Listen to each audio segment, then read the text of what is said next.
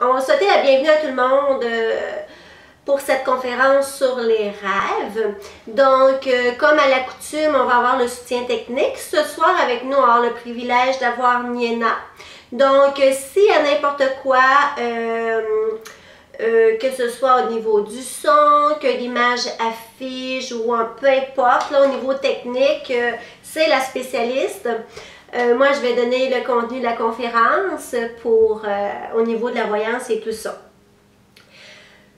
Comme à l'accoutume pour les anciens et pour les nouveaux, je vous avise, à la fin de la conférence, il n'y a pas de panique, il va y avoir une période de questions, d'accord? Alors, tout le temps, bon, j'aurai 3 minutes, 5 minutes, 7 minutes. Tant qu'il y a des questions, je vais lui répondre. Mais il y a un petit privilège ce soir, étant donné que la conférence est sur les rêves. Donc, je vais faire l'analyse d'un rêve à la fin de la conférence. Et en plus de ça, je vais vous donner un beau code promotionnel. Donc, tout ça à la fin de la conférence, des beaux cadeaux pour vous. Donc, un code promotionnel pour avoir 20% de plus de jetons. Puis, une interprétation d'un rêve. Pour l'interprétation du rêve, donc, je vous dis, préparez-vous parce que je vais choisir une d'entre vous. Comment je vais faire pour choisir la personne parmi vous? Je vais me laisser guider tout simplement dans l'énergie. Donc, je ne sais pas du tout au moment où on se parle qui sera l'élu, mais on va se laisser guider comme ça. C'est ça la magie de l'énergie, la magie de la voyance. Oui, mes guides, les archanges, je travaille beaucoup avec les maîtres ascensionnés. Ben, merci beaucoup, Morrigan. Bienvenue, c'est toujours agréable d'avoir des beaux commentaires. Puis à la fin aussi, comme je disais, je donne un code promo, l'interprétation d'un rêve. Je vais vous rafraîchir un petit peu. Ah, salut Roxane! Ah, la petite fille du Saguenay! Cool! Donc à la fin, puis en plus, si vous avez été sage en cours de route, peut-être que je vous donnerai une petite aperçu des conférences qui s'en viennent pour l'été. D'accord? Alors, on va débuter comme ceci. Alors, ce soir, la conférence, c'est sur l'interprétation des rêves. Bon, on en fait pas si souvent que ça, des conférences sur les rêves, mais bon, à ce soir, je voulais aller un petit peu plus loin. Parce que des fois, les gens ils vont venir me voir puis dire j'ai rêvé à ça, qu'est-ce que ça veut dire, je suis toute perdue parce que mon rêve est venu bouger des choses. On sait que ça a travaillé, on ne sait pas pourquoi ça a travaillé, puis c'est quoi le résultat au bout du compte? Est-ce que c'est un rêve prémonitoire? Est-ce que ça va être un rêve juste comme ça pour épurer? Parce que vous savez que même si on ne se souvient pas de nos rêves, là, je suis partie déjà dans une parenthèse, même si on ne s'en souvient pas, la majorité des gens rêvent. Parce que c'est important pour vraiment d'expulser. Alors, des fois, ça peut être des fatigues, du stress qu'on a vécu, mais il faut vraiment éliminer, c'est très, très important. Alors, on y va maintenant avec mon contenu. Donc, les rêves. Les rêves, ils peuvent parfois nous apporter de la joie. Comme j'ai mentionné un peu plus tôt, ils peuvent nous apporter des peurs aussi. Parce que quand on rêve de choses négatives, les fantômes, les esprits, de la mort, là on vient qu'on a peur, hein, on ne sait plus là. Des fois de l'incompréhension, des fois on va recevoir un message, même de nos défunts, souvent ils vont utiliser les rêves pour venir nous parler. Puis on n'arrivera pas à comprendre le message, à trouver vraiment la direction où ils veulent qu'on se dirige. Quand on rêve aussi qu'il y a des animaux qui s'ajoutent. Donc ce soir, je vais vous parler de toutes sortes de petits éléments qui peuvent se joindre à vos rêves et vous aider à mieux comprendre et même à faire un petit peu l'interprétation vous-même de vos rêves. C'est sûr qu'un rêve, c'est complexe. Chaque personne, chaque cas est unique, mais il y a des petits éléments, des fois pareils, qui sont des bons guides. Donc, quand des animaux apparaissent dans nos rêves, c'est quoi la signification d'un animal? Alors, il faut se poser la question, est-ce que c'est nous-mêmes ou c'est les autres? Qu'est-ce qui va nous faire savoir ceci? Les animaux dans le rêve, ils vont se référer à notre difficulté de comprendre. Les animaux, ils peuvent représenter des personnes. Alors des fois, c'est pas obligé que parce que vous avez rêvé à un chien, exemple, que ça veut vraiment dire vous allez vous acheter un chien ou un chien vous agresser. Cet animal-là peut représenter même une personne humaine. Ce qui est important quand on voit l'animal dans notre rêve, oui, vous allez avoir plusieurs outils sur l'Internet, des bouquins sur les significations des rêves pour savoir qu'est-ce que le chien signifie exactement, petit, gros, la couleur et tout ça. Mais pour aller comme ça en large, l'important c'est de voir quelle émotion qui était véhiculée à ce moment-là. Est-ce que votre animal il était agressif? Est-ce que votre animal il était doux? Il était blessé? Il avait peur? Il était craintif? Ou il était malade? Alors ça, c'est super, super important. On commence avec cette base-là. Pour les animaux. Maintenant, si on y va avec les bâtiments, on va prendre soit une maison, un petit appartement, un chalet, je ne sais pas comment vous dites, vous, les véhicules récréatifs, ça peut être une chambre d'hôtel. L'important, quand on voit un bâtiment, la première chose qu'on devrait regarder pour nous guider, c'est est-ce que nous sommes à l'intérieur du bâtiment ou nous sommes à l'extérieur. Parce que ça, là, c'est un pas de géant. Quand on se voit à l'intérieur, dites-vous tout de suite en partant, c'est que vous avez à travailler quelque chose à l'intérieur de vous. Fait que c'est facile à retenir. Si par contre vous êtes à l'extérieur, je ne sais pas moi, vous êtes en train de circuler dans les rues et tout à coup vous apercevez une belle maison, vous dites cette maison-là, je crois qu'elle me plairait bien. Donc vous êtes à l'extérieur du bâtiment. Ou dans votre rêve, vous êtes en train de chercher une adresse, vous êtes perdu et que lorsque vous regardez, vous voyez la maison, le bâtiment, l'édifice, peu importe. Alors c'est que vous avez une situation à retravailler, mais qui est à l'extérieur de vous. Bon, à l'extérieur de vous, ça peut être au niveau de la famille, au niveau du travail, ça peut être quelque chose aussi de physique, de matériel. Pourquoi maintenant qu'on a de la difficulté à se souvenir de nos rêves? Puis il y a des fois, c'est super facile, on s'en souvient. Bien, il y a plusieurs raisons à ça. Des fois, ça peut être par juste un manque d'intérêt. On n'est pas super accroché à ça, nous, les rêves. C'est normal, on rêve, donc on n'a pas plus de motivation. Ça peut être aussi parce que vous êtes ancré dans une routine. Fait que vous préférez la stabilité, puis c'est comme vous souvenir de vos rêves, ça vous effraie. Vous êtes en sécurité dans votre quotidien. Ça peut arriver aussi parfois que c'est dû à une décision très difficile, comme j'ai dit, une perte de motivation, une perte d'intérêt, ou bien un malaise ou une douleur physique. Un malaise ou une douleur physique, puis moi j'irais un petit peu plus loin, un malaise ou une douleur même, je vais dire spirituelle, pas dire psychique, parce que des fois le psychique, on va l'associer plus au niveau mental. Moi, je préfère plus dire un malaise au niveau spirituel. Si on a eu des émotions qui ont beaucoup travaillé, si on a refusé d'entendre des choses qui nous étaient dites, donc nos chakras des oreilles et tout ça. Alors ça, c'est des facteurs qui peuvent vous empêcher de vous en souvenir.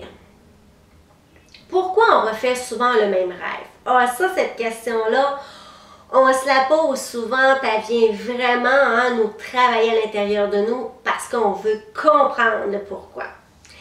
Quand on fait le même rêve, c'est que le message, c'est sûr et certain qu'il y a une importance. Là. Donc, si ça revient, puis plus ça va revenir, puis plus ça va être de plus en plus fort et moins espacé. Donc, si vous rêviez à, je sais pas moi, un déménagement, je prends ça comme ça, ou un mariage, on va mettre ça. Les deux cas, c'est positif, c'est merveilleux. Et que là, vous rêvez ça une fois par mois, puis à un moment donné, plus ça va se rapprocher dans votre objectif de vie terrestre, plus vous allez le rêver fréquemment. Ça va tomber même hebdomadairement ou quotidiennement. Alors, c'est pour ça. Puis, il faut le comprendre. Sinon, vous savez-vous qu'est-ce que ça fait? Pourquoi votre rêve il revient souvent comme ça? Je vais vous donner un exemple. Tout le monde, vous savez, on a les services de fax pour envoyer à un destinataire. Puis c'est quoi qui se passe? Ou bien, tiens, je vais prendre un SMS quand on envoie un texto à quelqu'un. Tant et aussi longtemps que la personne à l'autre bout, elle nous a pas répondu, c'est quoi qu'on fait? Dans la majorité des cas, on envoie. Jusqu'au temps où on se dit, ben, pour moi, la personne n'a pas reçu mon message à l'autre bout parce qu'elle ne m'a pas répondu.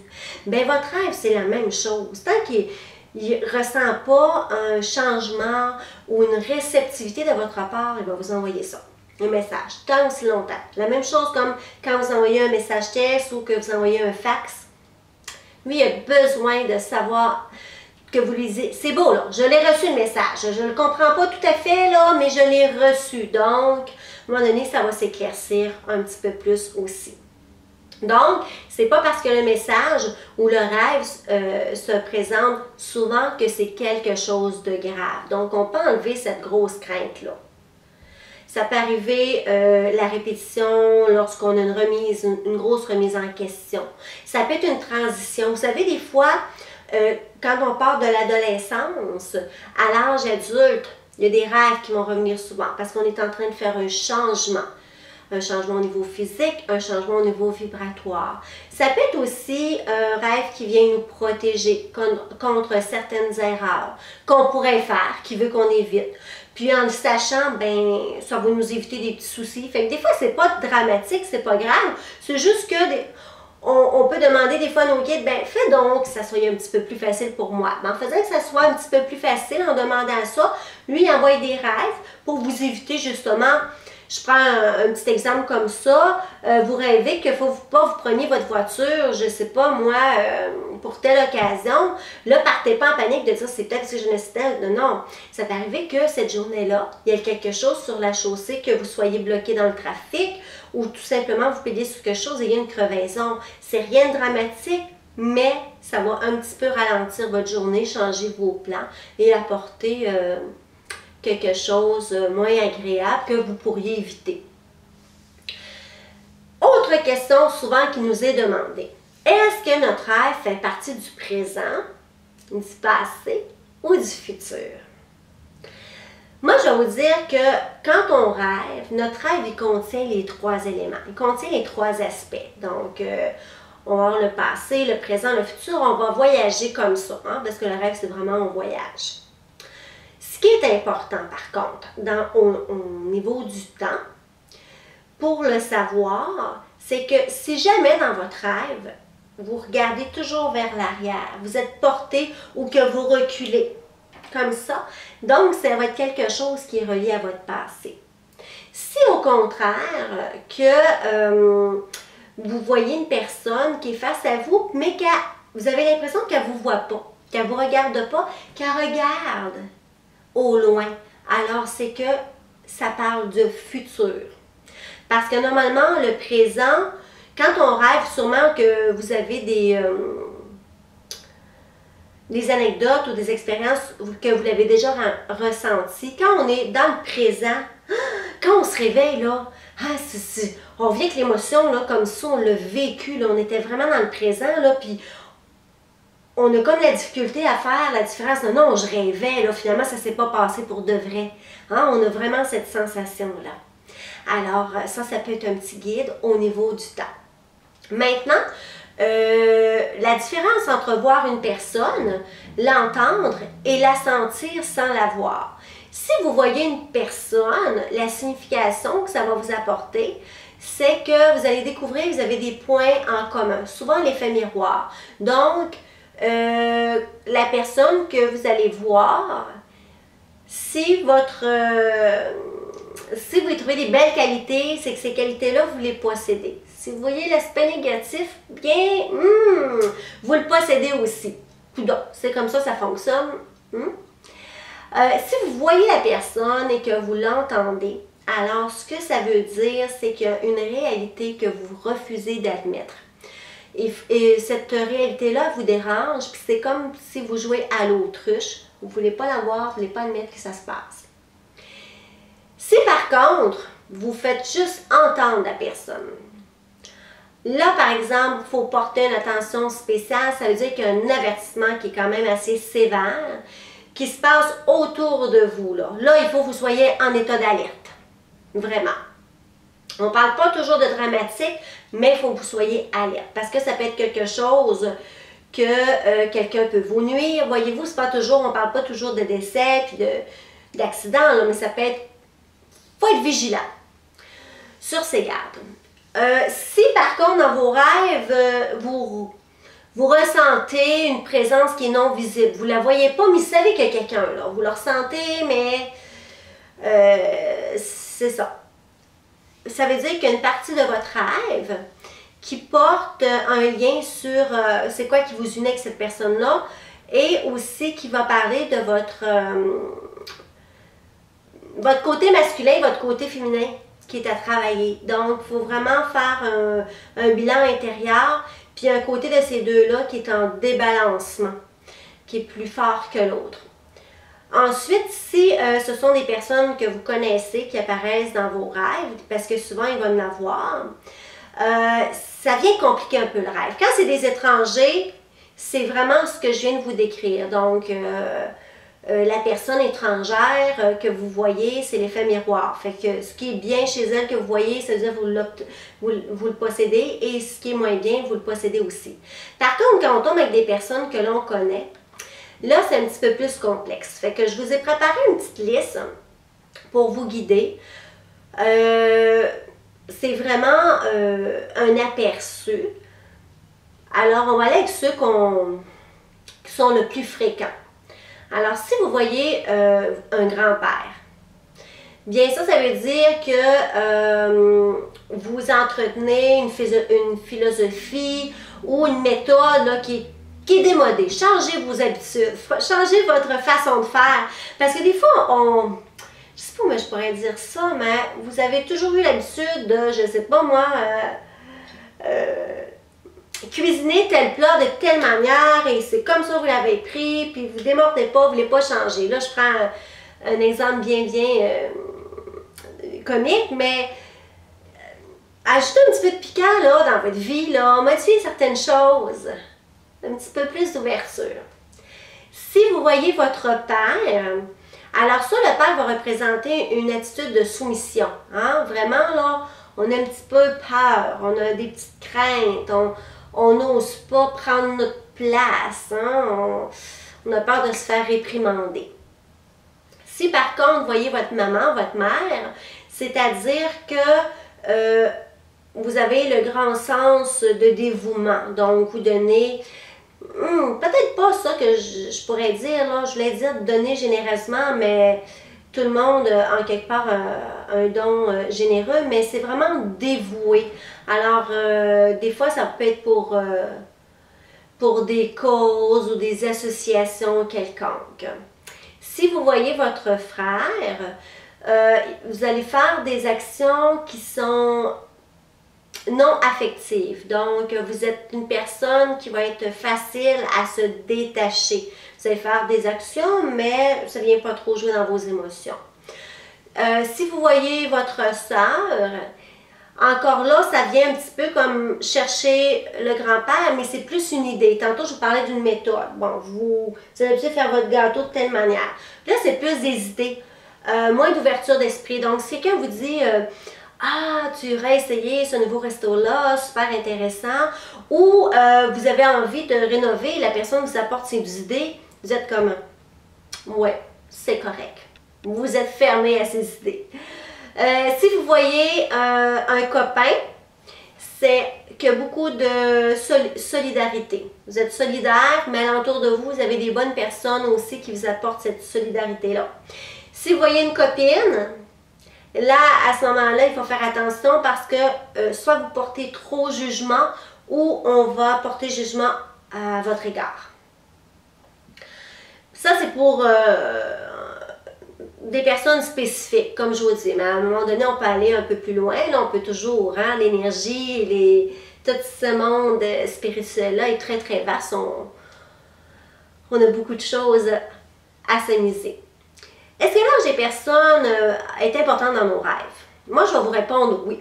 Alors, parce qu'elle est là pour comprendre un petit peu le sens du message ou pour vous apporter une notion de temps. C'est-à-dire que si jamais que vous faites un rêve et que vous vous voyez vous-même, je ne sais pas à quel âge, bon, mais c'est sûr et certain que vous êtes dans un rêve prémonitoire qui va vous aviser de quelque chose.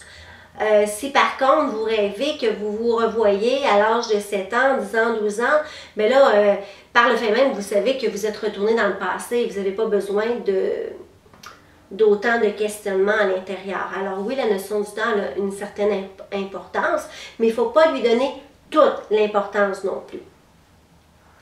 Maintenant, je vais vous donner des petites méthodes ou des approches pour être capable d'interpréter vos rêves. Alors, les questions à se poser quand on vient de rêver. Bon, c'est sûr que si vous dites Chantal, j'ai de la misère à me souvenir de mes rêves, aussitôt que vous vous réveillez, exemple, vous faites un mauvais rêve ou un beau rêve en pleine nuit, puis ça vous réveille, ben moi, je vous conseille, prenez un petit 30 secondes, une minute, levez-vous, puis écrivez tout de suite. Parce que sinon, c'est sûr que à l'heure que vous allez vous réveiller, quand vous allez dormir, vous allez avoir probablement tout oublié. Alors ça peut être un petit outil. Maintenant, les questions qu'on doit se poser. Est-ce que, comme j'ai dit tout à l'heure, est-ce que je suis à l'intérieur, à l'extérieur ou est-ce que je suis carrément nulle part? Ça, là, tout de suite, ça vous donne un bon indice. Est-ce que j'ai à travailler sur moi ou je dois travailler sur les choses qui se passent à l'extérieur de moi? Est-ce que j'ai des choses à changer? Si je suis nulle part, alors à ce moment-là, ça peut être, oui, un rêve prémonitoire, ou là, à ce moment-là, on peut aller jouer même plus loin, peut-être qu'une vie antérieure qui vient apporter certaines informations. Parce que si c'est un lieu inconnu, ça peut être ça.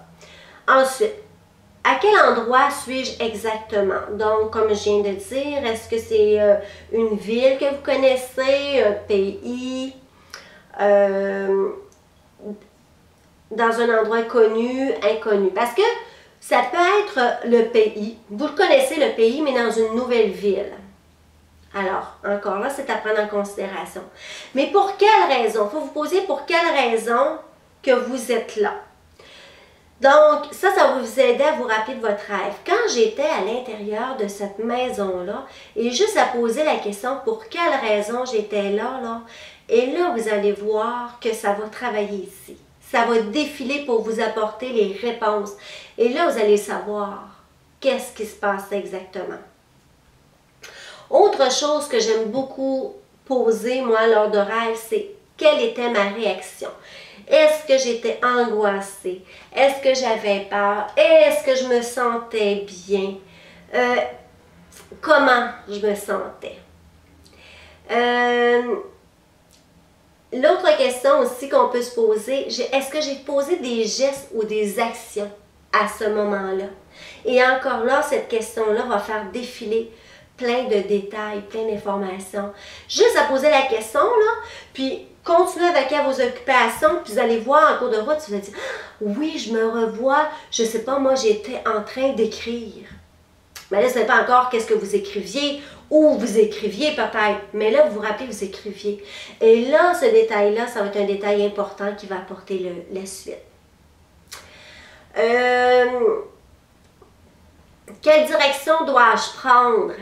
Ça, c'est une question à se poser aussi, qui va faire suite. Elle, normalement, quand on la pose, cette question-là, elle se laisse désirer. Elle est plus longue à apporter la réponse, mais vous la posez quand même. Parce que, en posant, comme je vous ai dit, qu'est-ce que j'étais en train de faire à ce moment-là, et là, après ça, ça va vous emmener vers la direction, inconsciemment. C'est sûr que là, maintenant, pour le mot de la fin, si vous voulez avoir plus de spécifications, comme je disais un peu plus tôt, Chantal, j'ai rêvé un chien, il était blanc, il était tout petit, ou il était une grosse tête, un petit corps. Des fois, ça arrive qu'on va, ça va être un petit peu comme disproportionné ou illogique nos rêves. Mais c'est pas grave, il y a toujours une base solide à l'intérieur de notre rêve. Donc, C'est sûr qu'il y a peut-être des vieilles croyances. C'est sûr que vous êtes peut-être plus jeune un peu pour ça, mais peut-être vos parents vous ont dit ça. Mange pas de ci ou de ça le soir parce que ça va te faire rêver. Ou bien écoute pas telle émission avant de t'endormir parce que ça va te faire rêver. Hein? C'est vrai que ça peut faire travailler. Veux pas, surtout les émissions de fin de soirée peuvent venir faire travailler. Mais dites-vous que si ça fait travailler, c'est parce que ça devait se produire à ce moment-là.